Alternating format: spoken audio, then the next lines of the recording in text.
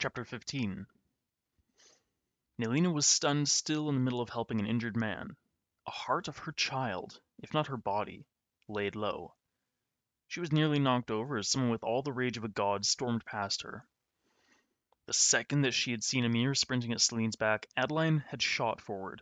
Darting between people, she was at Celine's side and kneeling between her and Amir as soon as he pulled his sword free. Her body tensed as a deep power emanated from her. One hand rested on Celine's body, and her other shot out towards Amir, grabbing his knee. "As you would strike down one of your kin, so shall you be struck down! By the power of the healer, so it will be!" Horror filled Amir's face as darkness swirled around the two girls. A chilling figure stood behind them, and a dark blue cloak seemed to suck the brightness from the world. A glowing hand reached out for him. A hideous scream echoed out of Amir's body as Adeline pulled his life energy from him. Blood poured from his mouth and eyes. While Amir's body crumpled in death, Celine healed completely, and the healer stepped forward to catch Amir's soul and dragged him down to the underworld. Nalina recovered as Adeline swayed and collapsed beside Celine. Stepping forward, Nalina swept her powerful scepter, with its citrine gleaming in the center, back and forth, throwing all the Eilers, dead and alive, back to the water. Zahir remained unmoved, and stared at the woman bracing himself as she approached. Nalina drew herself up to her full height, which made her eye on eye with Zahir. "Prince Zahir, you may take your brother's body, then be gone from my shores forever." Zahir bowed mockingly, nodding to his sailors behind him in the water who picked up Amir and carried back to the dinghies. Nalina watched stonily as the Eilers rowed back to the ships. Her head tipped cruelly to the side. "You only need one ship to run away," she mused. A tremor shot from her feet through the ground and out to the ocean and split Amir's ship clear in two, sinking it. Screams could be heard as the sharks gorged themselves again. Nalina turned, having dismissed the fleeing Eilers. Adeline was still knocked out, but Celine was trying to stand. "No, no, my girl. Allow us to help you up." Fidelius pushed forward, shaking with fear as he scooped up his beloved princess and bore her up the shore to the manor. Adeline was being carried by Owen. "I'm fine, Fidelius, really," Celine half-heartedly protested. "I saw you die, princess. Oh my gods, how upset your poor mother would have been." Fidelius was panting and shaking by the time he laid her on the bed. Then, uncaring of her modesty, he tore open her shirt, exposing her breast band torn at the bottom. An ugly scar sat below her ribs, and Fidelius gulped, holding back bile.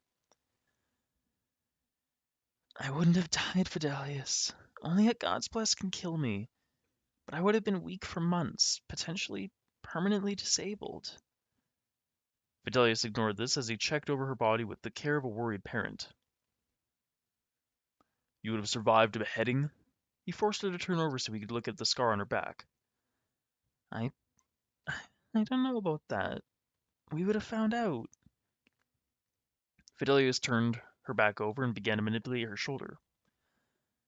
"Rest, princess. You'll feel better tomorrow." He pulled the blankets over her as a knock sounded at the door. Owen came in, bearing a pale Adeline. "Princess Adeline told me to bring her to Princess Celine. She says that they'll sleep better together."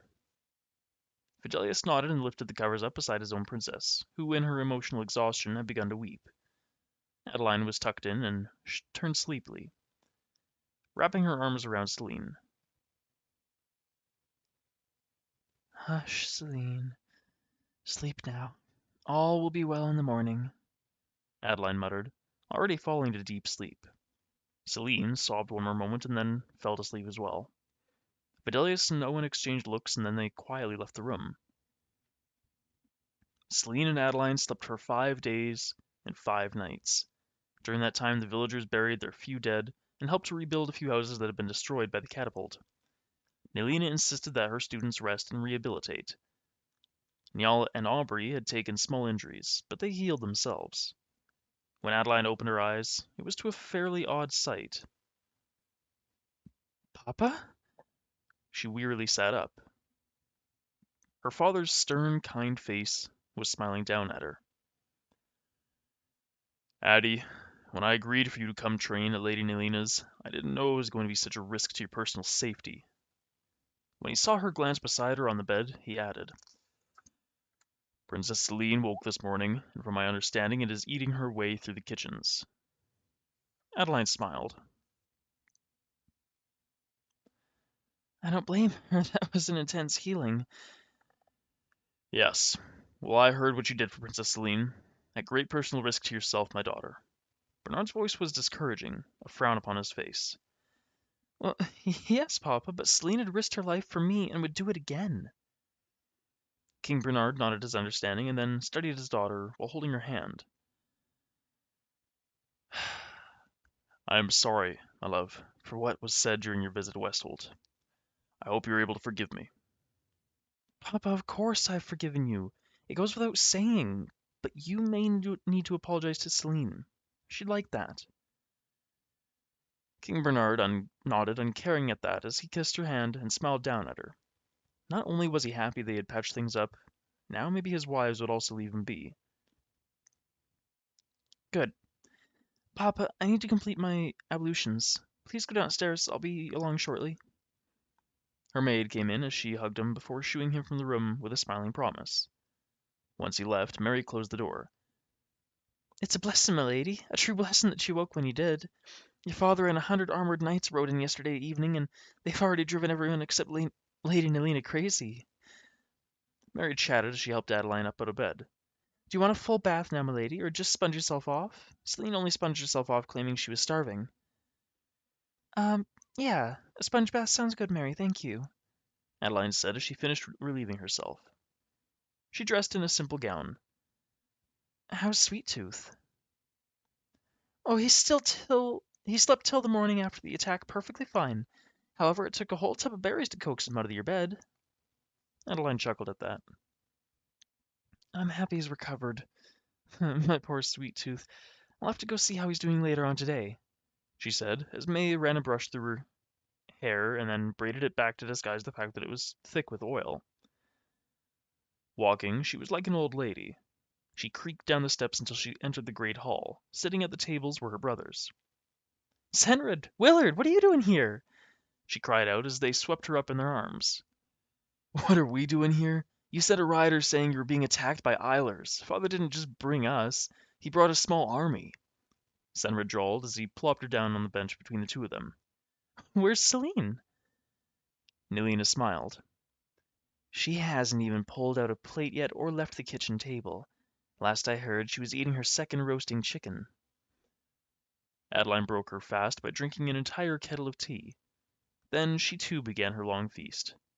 Her family was appalled by the amount of food she was eating. Geez, Adeline, you sure are hungry, Senred said.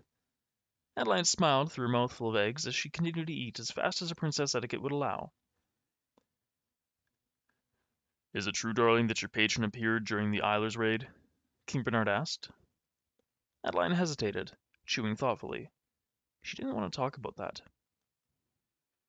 Yep, when she killed my brother. Celine chose that moment to join the feast in the hall. She flopped beside Senred, giving him a wicked grin before stuffing more chicken in her mouth. What? King Bernard burst out in shock. Adeline glowered at Celine. He had tried to kill Celine, father. At that time, I was in the thrall of my master. The healer frowns upon the killing of family members. Although King Bernard frowned upon this explanation, he did not fear retribution. King Eshek might have the right to go after his daughter, but he wouldn't dare. The reputation of the 6 young gods blessed was growing steadily. Which son did you kill? King Bernard finally said. Emir. No one in the family will notice. One of 8 sons. Celine said as she finished her chicken. Well, my condolences for your loss, Princess Celine. Celine stared at King Bernard and very slowly nodded. The look exchanged showed a deeper understanding and meaning than just a condolence for the loss of a brother she didn't even like. So, Addie, are you coming to my wedding? Senred broke the ensuing silence, blatantly changing the subject, which Adeline gladly jumped on. Yeah, we all plan on coming. The plan is to go about 3 weeks beforehand, and we will visit Celine's estates, and then after the wedding, we will travel to the Heartlands for the Harvest Festival, finishing off in the Northern Desertlands for my betrothal ceremony and to meet my new family. Then we will return back to the manor for our final training, and then it's done. Done? Done being a blessed? King Bernard asked with a frown. Nay, but just because we're ready doesn't mean the other side is ready, Celine said.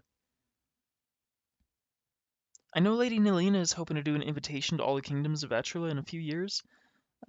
Use it to explain what is happening and show evidence, Adeline remarked. Well, if the plague wasn't enough proof for some people, wouldn't be a bad idea, remarked Senrid, dryly. It wouldn't be for some people, Celine stated. Nevertheless, you have Westhold's eternal gratitude and our soldiers behind you for whatever may come, King Bernard stated. Let us pray that the gods and goddesses guide us well and keep us safe in these times that come, Adeline said, and they all nodded in agreement.